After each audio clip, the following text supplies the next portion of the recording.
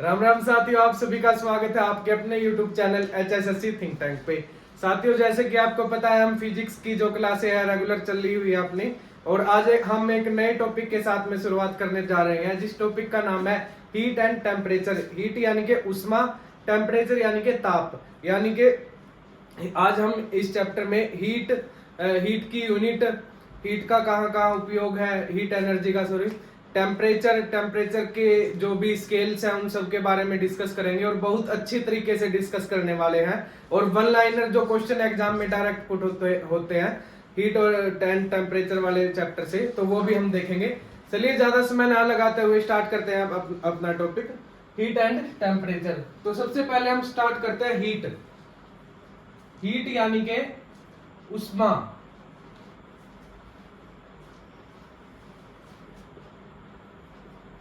सबसे पहले तो हीट क्या होती है, यानी उष्मा क्या होती है। ये एक किस्म का सेंसेशन है हमारी बॉडी या किसी भी ऑब्जेक्ट में, जो उसे वार्मथ यानी कि गर्मी का एहसास दिलाता है, तो उसे बोलते हैं हम उष्मा।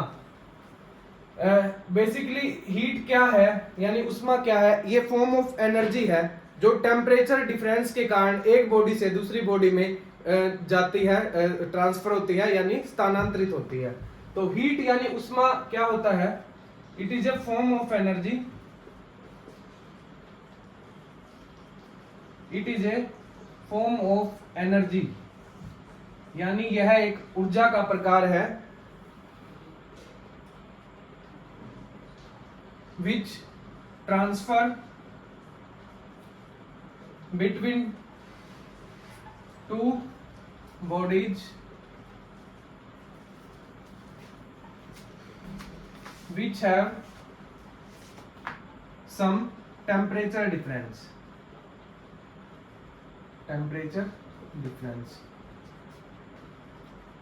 यानी कि हीट यानी उष्मा क्या होती है। उष्मा ऊर्जा का एक ऐसा प्रकार है जो दो बॉडी में कुछ ना कुछ टेम्परेचर डिफरेंस के कारण स्थानांतरित होता है, यानी ट्रांसफर होता है। तो हीट बेसिकली क्या है, फॉर्म ऑफ एनर्जी है। जो मान लो ये कोई बॉडी है एक, और ये आपकी 50 डिग्री सेल्सियस टेम्परेचर पर है, और ये दो बॉडी मान लो कांटेक्ट में ही है, और इस बॉडी का टेम्परेचर मान लो आप 20 डिग्री सेल्सियस है। तो आपको दिख रहा है कि यहां पर टेम्परेचर ज्यादा है, तो क्या होगा, इसकी हीट एनर्जी भी ज्यादा होगी, जबकि यहां पर टेम्परेचर लो है इसके कंपैरिजन में, यानी कि इसकी हीट एनर्जी जो होगी ना, उष्मा ऊर्जा जो होगी वो कम होगी। तो जो हीट है वो उसकी डेफिनेशन से ही हमें पता चलता है कि ये एक फॉर्म है एनर्जी की, जो दो बॉडीज मान लो कोई कांटेक्ट में है बॉडीज, और उनमें कोई टेम्परेचर का डिफरेंस है, यानी कि ताप भिन्न भिन्न ताप वाली दो ऑब्जेक्ट हैं, तो उसमें क्या होगा, जिसमें ज्यादा टेम्परेचर होगा उससे हीट एनर्जी, जिसमें कम टेम्परेचर होगा यानी कि हाई टेम्परेचर वाले जो ऑब्जेक्ट है उससे लो टेम्परेचर वाले ऑब्जेक्ट में हीट एनर्जी है जो वो ट्रांसफर कर जाएगी, यानी 50 डिग्री वाले से 20 डिग्री वाले टेम्परेचर पे हीट एनर्जी ट्रांसफर कर जाएगी। तो ये है अपना हीट यानी उष्मा। बात करते हैं हीट एनर्जी की, एसआई यूनिट की। तो एसआई यूनिट हीट एनर्जी की है जूल।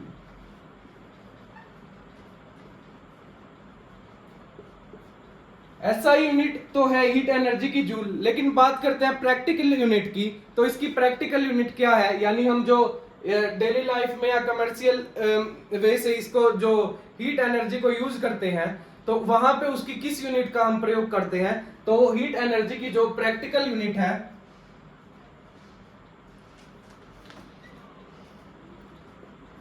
वो है कैलोरी।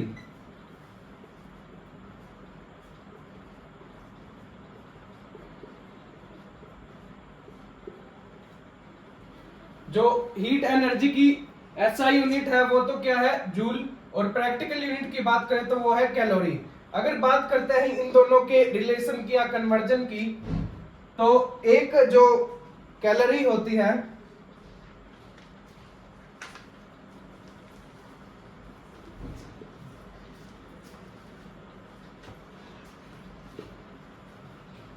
एक कैलोरी जो होती है 4.18 जूल के बराबर होती है।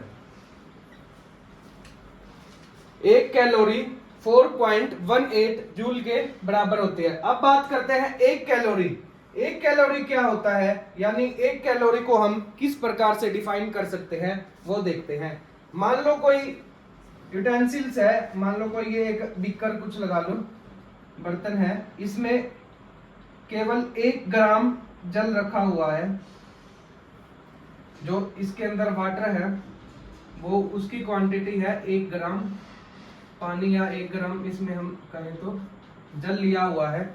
और ये लगा लो किसी भी टेम्परेचर पर है, हम वो टेम्परेचर कुछ भी मान सकते हैं, 0 डिग्री, 10 डिग्री, 20 डिग्री, अपनी सहूलियत के हिसाब से कुछ भी मान लो।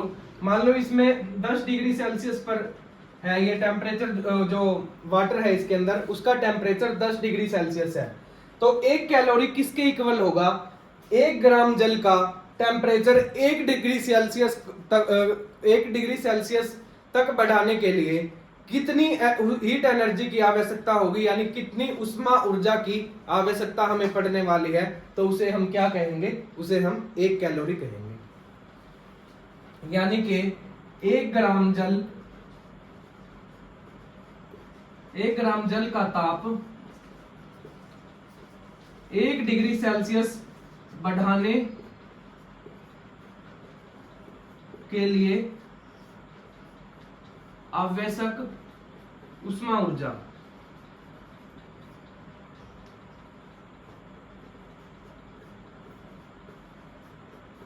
वो क्या कहलाएगा, हमारा 1 कैलोरी कहलाएगा। यानी 1 ग्राम वाटर के टेम्परेचर को 1 डिग्री सेल्सियस तक बढ़ाने के लिए, रेज करने के लिए जितनी भी हीट एनर्जी की आवश्यकता हमें पड़ने वाली है उसे हम 1 कैलोरी का नाम देंगे। और 1 कैलोरी किसके इक्वल होती है, 4.18 जूल के बराबर होती है। चलिए आगे बढ़ते हैं।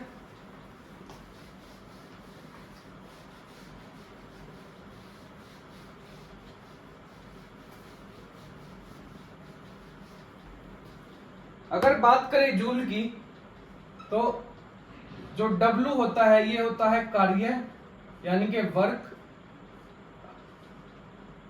बटे में क्या हुई यानी कि उष्मा, यानी अपनी हीट एनर्जी, किसके इक्वल होता है, J के इक्वल होता है, यानी कि जूल के इक्वल होता है।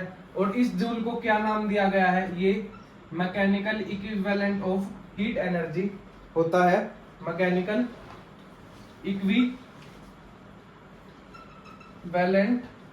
Of heat.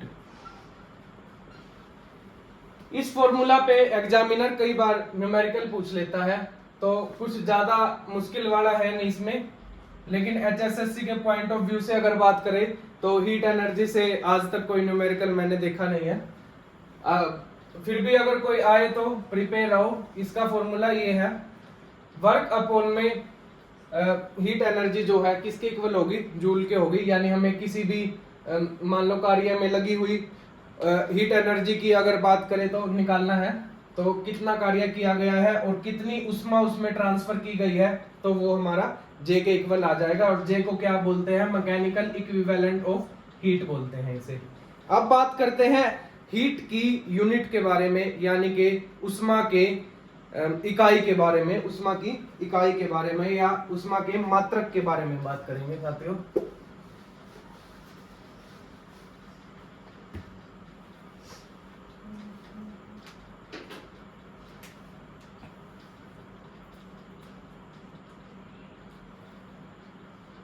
Units of heat यानी कि उष्मा के मात्रक।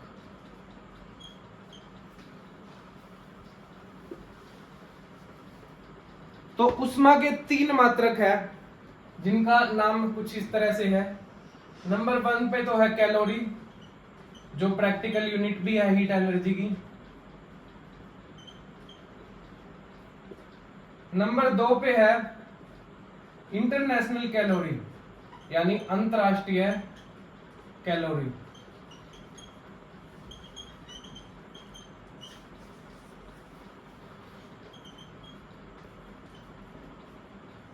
अंतर्राष्ट्रीय कैलोरी। और नंबर 3 की अगर बात करें हम, तो नंबर 3 है अपना British thermal unit. British thermal unit, जिसे हम BTHU भी बोलते हैं, ब्रिटिश थर्मल यूनिट। बात करते हैं कैलोरी की। कैलोरी क्या है? प्रैक्टिकल यूनिट भी है हीट एनर्जी की। और कैलोरी की अगर बात करें तो कैलोरी क्या होता है, हमने इससे पहले भी पढ़ा था। 1 ग्राम जल का ताप जो है 1 डिग्री सेल्सियस बढ़ाने के लिए आवश्यक ऊष्मा ऊर्जा, बढ़ाने के लिए आवश्यक ऊष्मा ऊर्जा, वो क्या होगा? कैलोरी होगा। और बात करते हैं इसकी सेकंड यूनिट यानी कि इंटरनल कैलोरी की, यानी अंतरराष्ट्रीय कैलोरी की। तो इसमें क्या होगा? यह भी ऑलमोस्ट सेम है, लेकिन एक चीज इसमें डिफरेंस है। यहां पर जल का शुद्ध रूप या अशुद्ध रूप किसी भी तरीके से बात नहीं की गई। लेकिन बात करें हम इंटरनेशनल कैलोरी यूनिट की, तो यानी अंतरराष्ट्रीय कैलोरी की, तो 1 ग्राम शुद्ध जल, 1 ग्राम शुद्ध जल का ताप 1 डिग्री सेल्सियस बढ़ाने के लिए आवश्यक ऊष्मा ऊर्जा जो होगी वो इंटरनेशनल कैलोरी कहलाएगी। बढ़ाने के लिए आवश्यक ऊष्मा, वो क्या कहलाएगा? अपना इंटरनेशनल कैलोरी कहलाएगा। अगर बात करें हम ब्रिटिश थर्मल यूनिट यानी BTHU की, तो क्या होगा इसमें? 1 पौंड जल का ताप 1 फ़ारेनहाइट तक बढ़ाने के लिए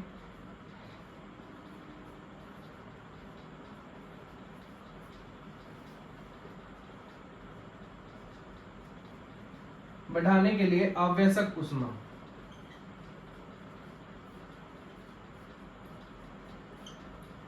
तो क्या कहलाएगी? वो हमारी ब्रिटिश थर्मल यूनिट भी कहलाएगी। तो एक बार से फिर से रिवाइंड करते हैं। कैलोरी जो है उसमें क्या होगा? 1 ग्राम जल का ताप 1 डिग्री सेल्सियस बढ़ाने के लिए आवश्यक ऊष्मा क्या कहलाएगी? कैलोरी कहलाएगी। सेकंड यूनिट जो है इंटरनेशनल कैलोरी है, उसमें क्या होगा? 1 ग्राम शुद्ध जल का ताप 1 डिग्री सेल्सियस बढ़ाने के लिए आवश्यक ऊष्मा ऊर्जा जो होगी वो हमारी इंटरनेशनल कैलोरी कहलाएगी। और तीसरी और आखिरी जो यूनिट है ब्रिटिश थर्मल यूनिट BTHU भी जिसे हम बोलते हैं, 1 पौंड जल का ताप, यहां पर डिग्री सेल्सियस की बात नहीं की गई है, यहां पर फ़ारेनहाइट की बात की गई है।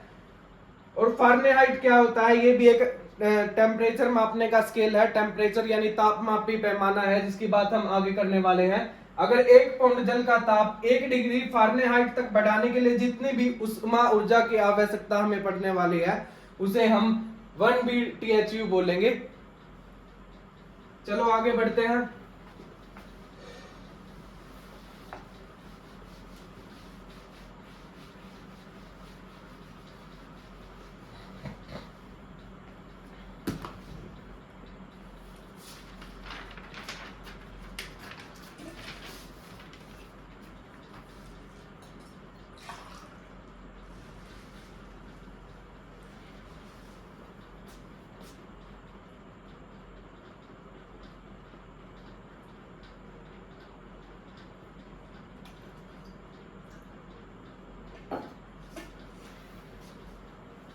अब बात करते हैं हम 1 BTHU यानी 1 ब्रिटिश थर्मल यूनिट किसके इक्वल होती है?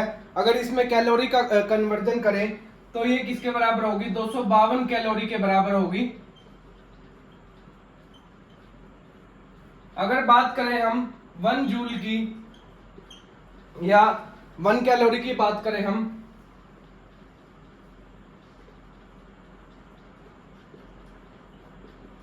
वन कैलोरी की बात करें तो ये 4.18 जूल के बराबर होता है। अगर बात करें हम 1 किलो कैलोरी की,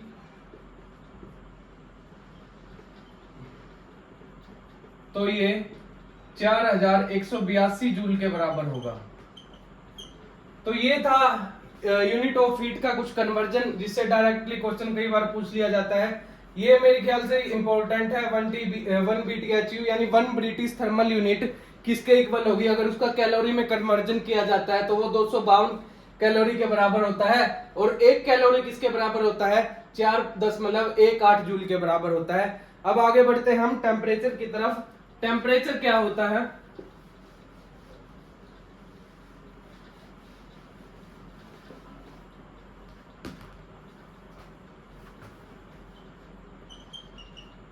टेम्परेचर यानी कि तापमान। अगर हम कंपेयर करें इसको हीट एनर्जी से या हीट से, तो उसके कॉन्टेक्स्ट में टेम्परेचर हीट एनर्जी से किस किस तरीकों से अलग है वो हम देखेंगे, जिससे हमें हीट और टेम्परेचर का जो बेसिक डिफरेंस है वो पता चलाने में बहुत आसानी होने वाली है। तो टेम्परेचर क्या है? Degree of hotness and coldness of a body. Degree of hotness and coldness of a body, यानी कि किसी भी बॉडी की किसी भी जो बॉडी है या वस्तु है, किसी भी वस्तु के गर्म या ठंडा होने की स्थिति को हम टेम्परेचर बोलेंगे।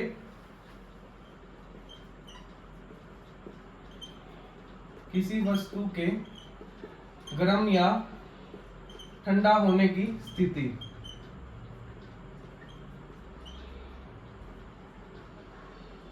ठंडे होने की स्थिति क्या कहलाएगी?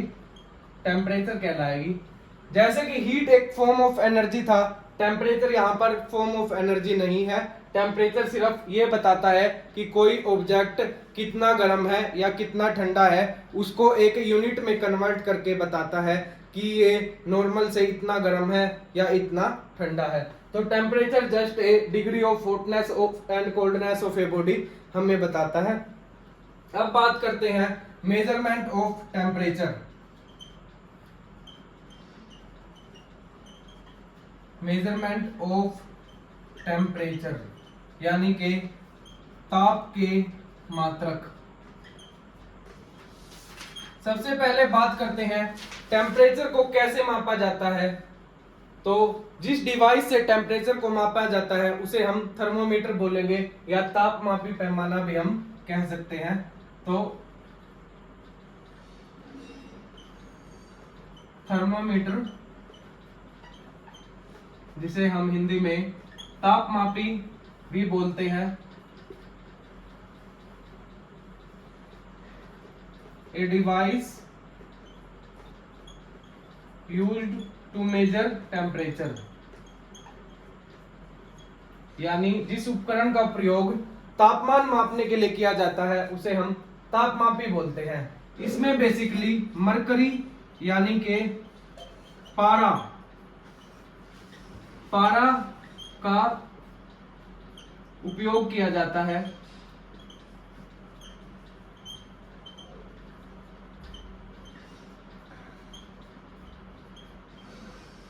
आपने देखा होगा जब भी किसी व्यक्ति को बुखार हो जाता है तो जो डॉक्टर उस बुखार को मापने के लिए जिस स्केल का या जिस डिवाइस का यूज करता है उसे हम थर्मोमीटर बोलते हैं। इसमें कुछ ऐसे मार्क लगा होता है और इसके अंदर पारा भरा होता है, पारा भरा होता है। और जो ये टेम्परेचर मेजर होता है ये फारेनहाइट में मेजर होता है। और या हम कह सकते हैं, अगर बात करें हम थर्मोमीटर की, तापमापी की, तो इसका इन्वेंशन या इस उपकरण की खोज या इस उपकरण को गैलीलियो ने बनाया था। गैलीलियो ने बनाया था। और बात करते हैं हम मरकरी थर्मोमीटर की, तो मरकरी थर्मोमीटर को फारेनहाइट ने बनाया था।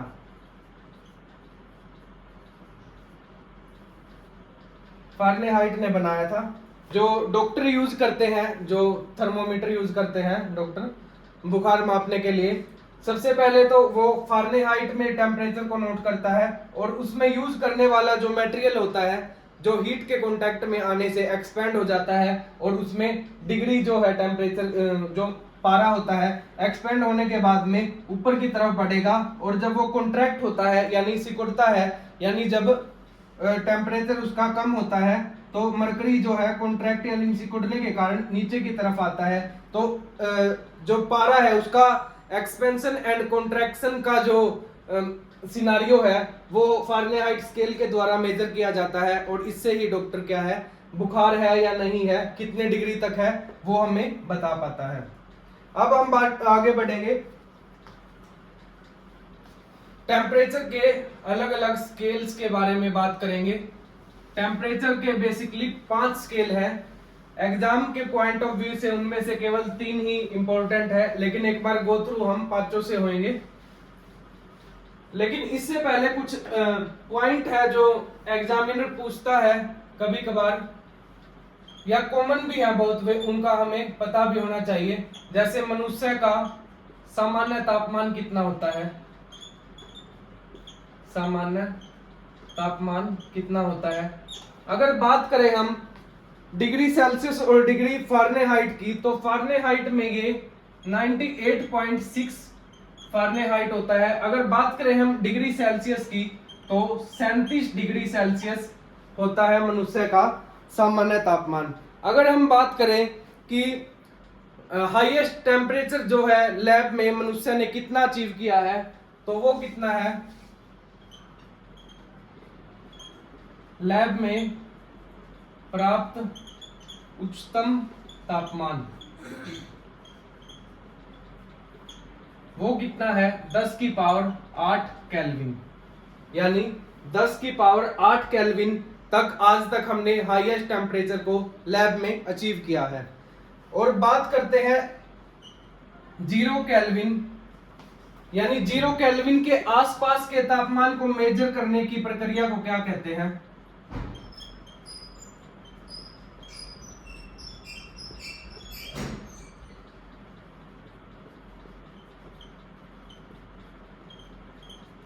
जीरो केल्विन के आसपास के ताप को मापने की प्रक्रिया को हम बोलते हैं क्रायोजेनिक्स, क्रायोजेनिक्स।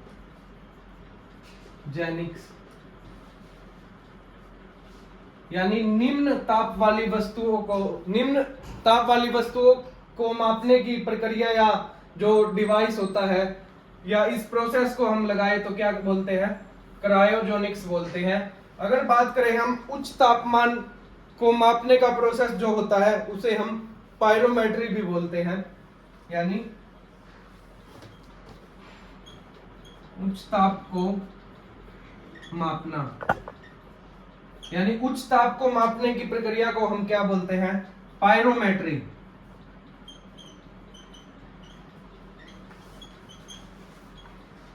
पायरोमेट्री।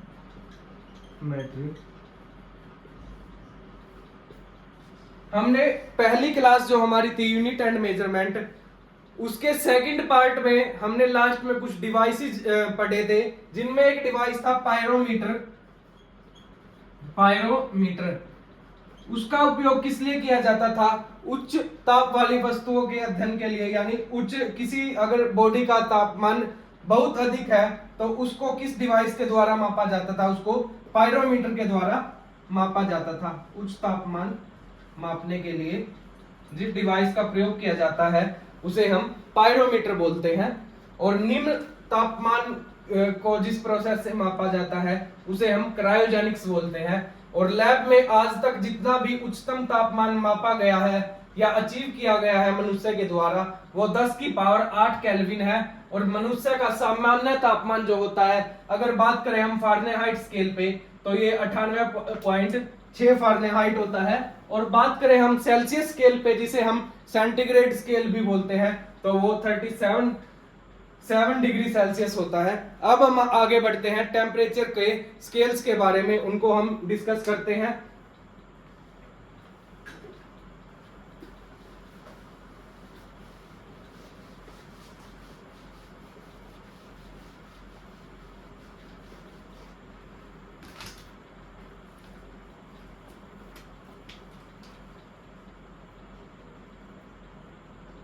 Temperature scales.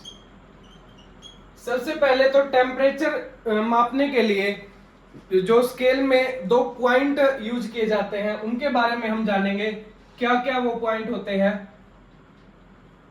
तो सबसे पहले एक तो होता है आइस पॉइंट,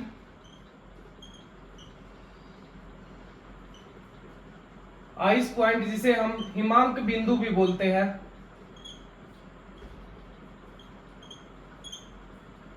ये तो क्या होता है, लोएस्ट टेम्परेचर होता है जो उस टेम्परेचर स्केल के द्वारा मापा जाएगा, लोएस्ट टेम्परेचर। और एक होता है स्टीम पॉइंट जिसे हम बोलते हैं भाप बिंदु।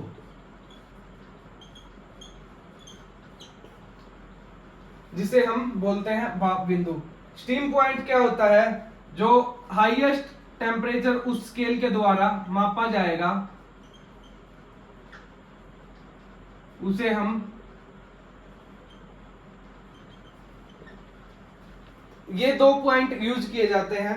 मान लो ये कोई थर्मोमीटर है अपना, ये इसकी मैक्सिमम रेंज है और इस पे कुछ इस प्रकार से बराबर भागों में इसको बांटा गया है। मान लो जो ये पॉइंट है, लोएस्ट पॉइंट है, इसे हम आइस पॉइंट बोलेंगे और ये जो हाईएस्ट पॉइंट है इसे हम स्टीम पॉइंट बोलेंगे या भाप बिंदु हम बोलने वाले हैं। इसके बीच में जो टेम्परेचर होगा वो मापा जाता है। जो इसका लोएस्ट पॉइंट है वो यहाँ नीचे होगा और हाईएस्ट पॉइंट वो यहाँ सबसे टॉप में होने वाला है। अब हम पढ़ते हैं टेम्परेचर स्केल के विभिन्न प्रकारों को, विभिन्न टाइप्स को, जिसमें सबसे पहले तो कितने टाइप है टेम्परेचर स्केल के, वो रहने वाले हैं अपने 5 स्केल यूज करते हैं हम टेम्परेचर को मापने के लिए। सबसे पहले अगर बात करें हम तो वो है सेल्सियस स्केल, यानी कि सेल्सियस पैमाना। तो इस सेल्सियस स्केल में आइस पॉइंट जो होता है वो तो रहता है 0 डिग्री सेल्सियस, और जो स्टीम पॉइंट होता है यानी कि भाप बिंदु जो होता है वो होता है 100 degree Celsius, 100 degree Celsius. Ice point और स्टीम पॉइंट को के बीच में जो दूरी होती है उसे 100 बराबर भागों में बांटा गया है, 100 बराबर भाग, 100 बराबर भागों में इसको बांटा गया है। और प्रत्येक भाग को 1 डिग्री सेल्सियस कहते हैं। प्रत्येक भाग किसके बराबर होता है, 1 डिग्री सेल्सियस के बराबर होता है। बात करें सेल्सियस स्केल को किसने इन्वेंट किया या डिजाइन किसने किया, इसको डिजाइन की अगर बात करें हम तो ये डिजाइन बाय एंड्रस सेल्सियस, एंड्रस सेल्सियस ने कब किया, 1710 में एंड्रस सेल्सियस ने सेल्सियस स्केल को डिजाइन किया था। और एक दूसरी बात और अगर हम कहें, सेल्सियस स्केल को ही सेंटीग्रेड स्केल भी बोला जाता है। सेंटीग्रेड पैमाना जो होता है या सेंटीग्रेड स्केल की हम बात करें तो सेल्सियस स्केल को ही हम सेंटीग्रेड पैमाना भी बोलते हैं। अब हम चलते हैं अपने सेकंड स्केल के बारे में पढ़ते हैं।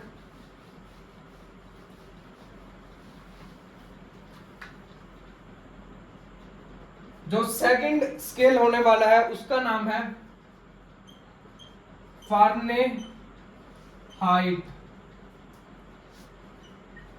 फारेनहाइट स्केल, यानी कि फारेनहाइट पैमाना।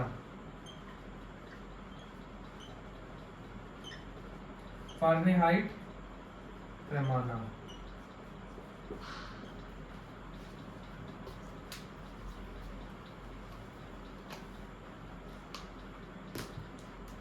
फारेनहाइट पैमाने की बात करें तो इसे डिग्री एफ से मापा जाता है या डिनोट किया जाता है, लिखने में आएगा। अगर बात करें हम इसमें मेल्टिंग पॉइंट की, यानी जिस पॉइंट पे मान लो बर्फ है वो पिघलना स्टार्ट करती है, जिसे हमने पहले वाले स्केल में आइस पॉइंट के नाम से दर्शाया था, लेकिन फारेनहाइट ने क्या किया, आइस पॉइंट नाम लेने की बजाय मेल्टिंग पॉइंट का जिक्र किया है, और स्टीम पॉइंट की बजाय इसने बॉइलिंग पॉइंट का जिक्र किया है। जो मेल्टिंग पॉइंट होता है यानी द्रवनाक जिसे हम बोलते हैं, और जो बॉइलिंग पॉइंट होता है उसे हम क्वथनांक बोलते हैं। द्रवनाक क्या होता है, जब एक कोई बर्फ का टुकड़ा लगा लो या जो फ्रीज स्टेट में कोई लिक्विड है यानी जल ही लगा लो, वाटर लगा लो, जब वो पिघलना स्टार्ट हो जाता है तो उसे मेल्टिंग पॉइंट बोला जाता है। यानी जिस टेम्परेचर पर बर्फ जो है पिघलना स्टार्ट कर देते हैं उसे हम मेल्टिंग पॉइंट का नाम देंगे, जबकि बॉइलिंग पॉइंट जो है, बॉइलिंग पॉइंट है जिसे हम क्वथनांक भी बोलते हैं। तो बॉइलिंग पॉइंट क्या होता है, जिस टेम्परेचर पर पानी जो है उबलना स्टार्ट कर दे यानी लिक्विड से भाप बनने की ओर अग्रसर हो जाए, उसे हम बॉइलिंग पॉइंट बोलते हैं। तो फारेनहाइट ने क्या किया, यहां पर 32 डिग्री फारेनहाइट जो मेल्टिंग पॉइंट रखा, यानी बर्फ के पिघलने का ताप था, जो तापमान था उसने 32 डिग्री फारेनहाइट से डिनोट किया, जबकि जो बॉइलिंग पॉइंट है उसे 212 डिग्री फारेनहाइट रखा, और इन दोनों पॉइंटों के बीच के भाग को बराबर 180 भागों में, 180 बराबर भागों में बांटा। दोनों टेम्परेचर लोएस्ट और हाईएस्ट पॉइंट को 180 बराबर भागों में बांटा गया है। और बात करें डिजाइन की, तो ये किसने डिजाइन किया, design by Gabriel Fahrenheit. Gabriel Fahrenheit कब किया, 1717 में। और इससे फारेनहाइट से संबंधित एक बात हमने अभी थोड़ी देर पहले भी पढ़ी थी, जब हमने मरकरी थर्मोमीटर का जिक्र किया था। तो मरकरी थर्मोमीटर जो है उसको किसने बनाया था, गैब्रियल फारेनहाइट ने ही। मर्क्यूरी यानी पारा तापमापी जो होता है, मर्क्यूरी थर्मोमीटर, पारा तापमापी, वो भी गैब्रियल फारेनहाइट ने बनाया था। बात करते हैं ये जो बराबर भाग बांटे हुए हैं, इनका हम बार बार क्यों जिक्र कर रहे हैं, वो जब ये स्केल हम पांचों पढ़ लेंगे, लास्ट में हम इन स्केलों को आपस में रिलेट करेंगे एक दूसरे से, तब इन बराबर भागों का क्या यूज हुआ है वो हम शानदार तरीके से देखने वाले हैं। अब हम आगे बढ़ते हैं, तीसरे स्केल के पास चलते हैं। तीसरे स्केल में क्या है, सबसे पहले तो तीसरा स्केल जो है उसका नाम क्या है, उसका नाम है केल्विन। केल्विन स्केल जिसे हम बोलते हैं केल्विन पैमाना। केल्विन स्केल के बारे में बात करें हम, इसमें आइस पॉइंट जो होता है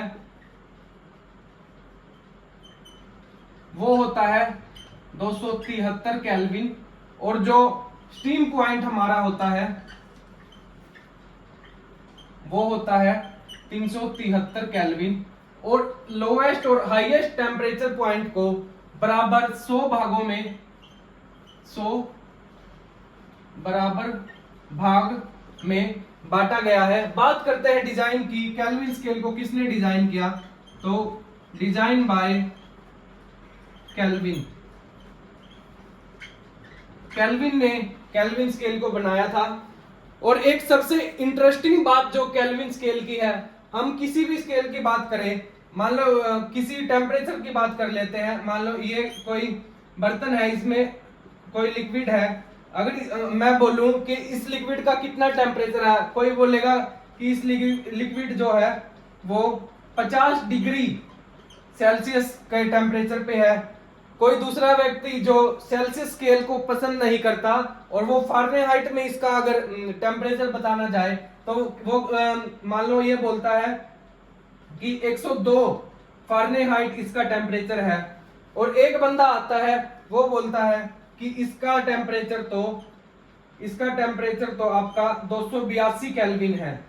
तो यहाँ पर सबसे इंटरेस्टिंग बात जो केल्विन स्केल में ये है कि केल्विन स्केल में जो ये डिग्री का साइन होता है, जीरो वाला छोटा सा बिंदु जो होता है, जिसको हम सेल्सियस में 0 डिग्री सेल्सियस ऐसे लिखते हैं, मान लो अगर फारेनहाइट की बात करें तो डॉट लगा के एक एफ ऐसे लिखते हैं, लेकिन केल्विन स्केल में जो ये डिग्री का हम बात कर रहे हैं, बार बार जो छोटे से बिंदु की बात कर रहे हैं, उसका जिक्र नहीं होता, उसका यूज नहीं होता। केल्विन को डायरेक्ट के से लिखा जाता है। मान लो किसी बॉडी का टेम्परेचर है 300 केल्विन है, तो उसको 300 डॉट केल्विन के साथ डिनोट नहीं किया जाएगा, जबकि उसको डायरेक्ट 300 के लिखा जाएगा। तो और सभी जितने भी हमारे 4 स्केल और हैं केल्विन स्केल को छोड़ के, सब में डिग्री की बात होती है, लेकिन यहाँ पर केल्विन डायरेक्ट के साथ में डिनोट किया जाता है। ये है केल्विन स्केल के बारे में बहुत ही इंटरेस्टिंग सा फैक्ट। अब हम आगे बढ़ते हैं, अपने चौथे स्केल के बारे में पढ़ेंगे कुछ। चौथा स्केल जो है उसे हम रूमर स्केल भी बोलते हैं, रोमर स्केल, रोमर पैमाना। बात करते हैं इस स्केल में आइस पॉइंट यानी जो लोवेस्ट पॉइंट होता है उसकी, तो कितना होता है, 0 डिग्री पे होता है। और बात करते हैं स्टीम पॉइंट की, 0.r। बात करते हैं स्टीम पॉइंट की, तो वो कितना होता है, 80.r होता है। और जो इनके बीच का जो डिस्टेंस है उसको बराबर 80 भागों में यानी 80 इक्वल पॉइंट्स में बांटा गया है, 80 बराबर भाग में बांटा गया है। और इसकी जो इसका डिजाइन किसने बनाया हुआ है, यानी किसने इस स्केल को डिजाइन किया है, तो ये डिजाइन बाय A.R. रोमर। A.R. रोमर ने 1736 शायद 1730 में इसको डिजाइन किया था A.R. रोमर ने। ये स्केल इतना ज्यादा पॉपुलर नहीं है, लेकिन हम इसके बारे में बस थोड़ा सा पढ़ेंगे, ज्यादा कुछ पढ़ने वाले नहीं है। आगे बढ़ते हैं हम हमारे आखिरी स्केल के बारे में,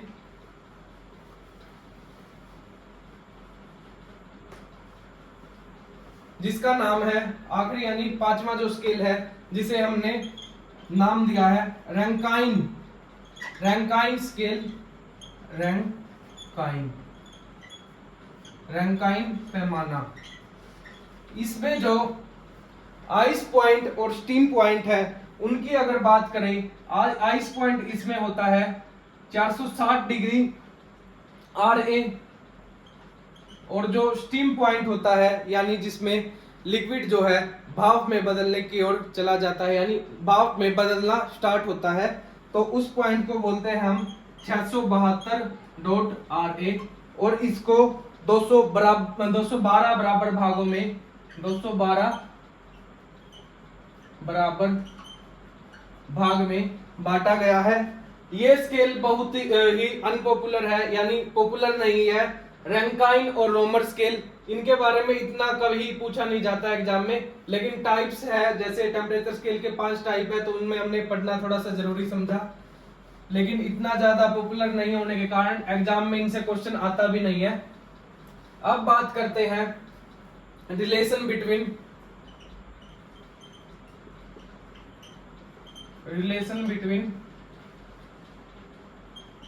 ऑल स्केल्स, ऑल 4 स्केल्स, चारों पैमानों में संबंध क्या है। मान लो मैं आपको बोल दूं कि कोई लिक्विड है, ये 50 डिग्री सेल्सियस पर है, और आप इसका केल्विन में टेम्परेचर बताइए कितना होगा, या मैं बोल दूं फारेनहाइट में इसका टेम्परेचर बताइए कितना होगा, या मैं बोल दूं रोमर में इसका, रोमर स्केल के अकॉर्डिंग इसका बताइए टेम्परेचर कितने डिग्री रहने वाला है, तो आप कैसे बताओगे, क्योंकि आपको तो सिर्फ यहाँ पे 50 डिग्री सेल्सियस ही दिख रहा है। इसको केल्विन में कैसे कन्वर्ट करेंगे, फारेनहाइट में कैसे कन्वर्ट करेंगे, रोमर स्केल में इसको कैसे कन्वर्ट करेंगे, कैसे इनकी वैल्यू निकाल सकते हैं। तो इनकी वैल्यू निकालने के लिए चारों जो स्केल थे हमारे इंपॉर्टेंट स्केल थे, इसमें हम रैंकाइन स्केल की बात नहीं करेंगे। तो इनको कैसे कन्वर्ट किया गया, एक दूसरे के साथ कैसे रिलेट किया गया, ताकि हम अगर हमें एक स्केल के अकॉर्डिंग वैल्यू दी गई है, मान लो 50 डिग्री सेल्सियस वैल्यू दी गई है, अगर एग्जामिनर हमसे फारेनहाइट या केल्विन स्केल के अकॉर्डिंग वैल्यू पूछता है, क्वेश्चन पूछता है, तो हम इसका आंसर कैसे दे पाएंगे। तो बात करते हैं चारों पैमानों में संबंध की। सबसे पहले हम लेंगे, सी से डिनोट करते हैं हम सेल्सियस या सेंटीग्रेड स्केल को, जिसकी निम्न वैल्यू कितनी होती है, लोएस्ट पॉइंट होता है 0 डिग्री सेल्सियस, और इसको हमने कितने बराबर भागों में बांटा है, 100 बराबर भागों में बांटा है। तो C माइनस 0 अपॉन में कितने बराबर भागों में बांटा गया है, 100 बराबर भागों में। बात करते हैं केल्विन स्केल के साथ इसके कन्वर्जन की।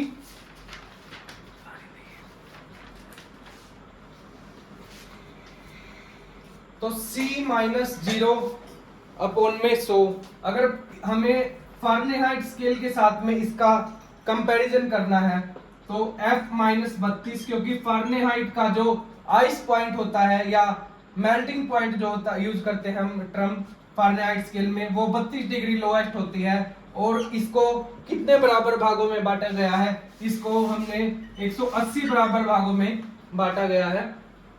अगर बात करें हम केल्विन स्केल की, केल्विन स्केल में जो लोएस्ट टेम्परेचर है वो 273 केल्विन है, और इसको 100 बराबर भागों में बांटा गया है। और चौथा जो स्केल था हमारा रोमर स्केल था, जिसमें जो 0 डिग्री लोएस्ट टेम्परेचर था, और कितने बराबर भागों में बांटा गया था, 80 बराबर भागों में बांटा गया था। तो ये था चारों स्केल का आपस में रिलेशन, किस प्रकार हमने कौन कौन सी टर्म कहां कहां कैसे लिखी है, वो सब आपको पता लग गया होगा। सेल्सियस स्केल की बात करें तो ये जो है यहाँ पर लोवेस्ट पॉइंट है, जिसे हम आइस पॉइंट भी बोलते हैं स्केल पर, और ये जो है बराबर भाग कितने होते हैं वो यहाँ पर लिखा गया है, या हम इसको लोवेस्ट पॉइंट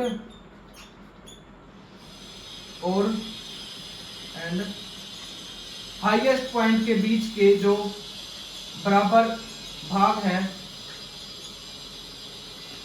लोवेस्ट पॉइंट और हाईएस्ट पॉइंट के बीच की बराबर दूरी जो कहें हम पॉइंट पे, तो वो यहाँ पे नीचे लिखे जाएगी। फारेनहाइट में 32 जो होता है 32 डिग्री होता है, लोएस्ट होता है, यानी मेल्टिंग पॉइंट 32 होता है, और बराबर भाग कितने होते हैं, 180 होते हैं। केल्विन की अगर बात करें तो 273 लोएस्ट पॉइंट होता है, और 100 बराबर भागों में बांटा गया है। रोमर स्केल की बात करें तो 0 डिग्री से 80 डिग्री रोमर तक इसको बांटा गया है, और बराबर ये तो हो गया इसका लोएस्ट, और ये हो गया इसके बराबर भाग। ये था चारों स्केल में रिलेशन, जिसको आपने बड़े ही शानदार तरीके से अभी समझा है। अब हम लास्ट एक टॉपिक है उसके बारे में पढ़ेंगे, और फिर वीडियो को विराम देंगे। Absolute zero temperature, absolute zero यानी परम शून्य।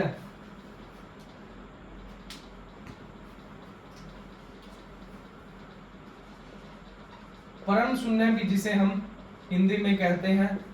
एब्सोल्यूट जीरो क्या होता है, जैसे हमने पढ़ा था कि लैब में हमने आज तक हाईएस्ट टेम्परेचर कितना अचीव किया था, जो कि था 10 की पावर 8 केल्विन था हाईएस्ट। ऐसे ही जो लोएस्ट पॉसिबल टेम्परेचर आज तक हमने नोट किया है, जो लोएस्ट पॉसिबल टेम्परेचर हो सकता है, उसे हम एब्सोल्यूट जीरो टेम्परेचर यानी परम शून्य ताप भी बोलते हैं। तो the lowest possible temperature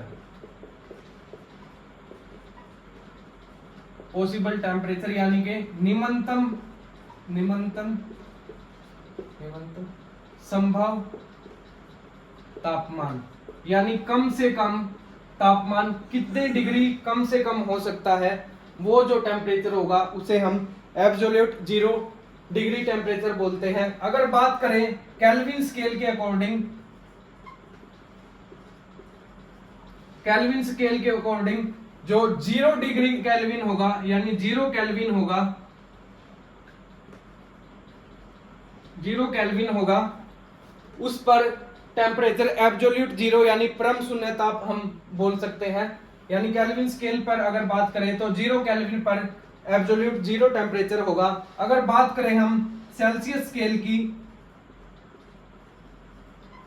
Celsius scale की, तो यहां पर 273.15 वो भी माइनस में, minus 273.15 degree Celsius, minus 273.15 degree Celsius पर एब्सोल्यूट जीरो टेम्परेचर को माना जाता है। अगर बात करते हैं इन दोनों के कन्वर्जन की तो 0 kelvin is equal to minus 273.15 degree Celsius. अगर 0 डिग्री सेल्सियस की बात करें तो यहाँ ये माइनस से इधर आकर प्लस में हो जाएगा, जिसे हम 273.15 केल्विन भी बोल सकते हैं। तो ये था इन दोनों के बीच में एब्सोल्यूट जीरो टेम्परेचर के अकॉर्डिंग केल्विन और सेल्सियस स्केल में क्या रिलेशन हो सकता है। 0 डिग्री सेल्सियस किसके इक्वल होगा, 273.15 केल्विन के बराबर होगा। ये था हमारा एब्सोल्यूट जीरो टेम्परेचर यानी परम शून्य ताप, जिसे हम बोल सकते हैं। तो लेक्चर को ज्यादा लंबा ना बनाते हुए यहीं पर विराम देते हैं। मिलते हैं कल अगली वीडियो में। कल हम हीट एंड टेम्परेचर के बारे में कुछ और इम्पोर्टेंट फैक्ट पढ़ने वाले हैं, कुछ और टॉपिक्स के बारे में पढ़ने जा रहे हैं जो एग्जाम की दृष्टि से बहुत ही इम्पोर्टेंट होंगे और हम हमारे दैनिक जीवन में हम कहीं ना कहीं उनके बारे में जिक्र सुनते हैं, लेकिन हमें उसके बारे में पूरा ज्ञान नहीं होता। तो मिलते हैं कल की वीडियो में। आशा करते हैं आपको वीडियो अच्छी लग रही होगी। अगर वीडियो अच्छी लग रही है लाइक करें, वीडियो को शेयर करें और अपने जो चैनल को सब्सक्राइब करें ताकि हमें आपका सपोर्ट मिलता रहे। मिलते हैं अगली वीडियो में। धन्यवाद।